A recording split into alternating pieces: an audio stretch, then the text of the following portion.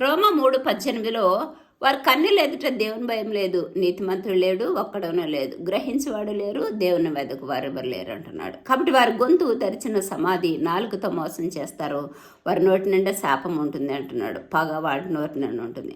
అటు వారికి శిక్షా విధి న్యాయమే అంటున్నాడు ప్రభు. అయితే నశించిన దాన్ని వెతికి రక్షించుటకు యేసుక్రీస్తు ప్రభు ఈ లోకానికి వచ్చారు. అయితే యేసయ్య అనే నోటితో ఒప్పుకొని నా పాపం నిమిత్తమే శిలువ మరణించాడని ఒక్క తలంపుల్లో ఉండి నా పాపం క్షమాపణ కలుగు చేశాడు, విమోచనించాడు అని నీ హృదయంలో విశ్వసిస్తే ఇదే రక్షణ దినము. అందుకని ఏమంటున్నాడంటే 100 గొర్రెల్లో తప్పిపోతే ఒక గొర్రె కోసం యేసుక్రీస్తు ప్రభు వెతికినట్లు ఈరోజు నీ కోసమే వెతుకుతున్నాడు.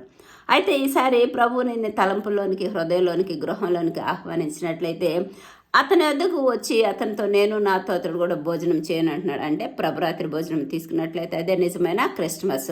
అందుకే లోక 2:14 అంటాడు, సర్వోన్నతమైన స్థలంలో దేవునికి మహిమ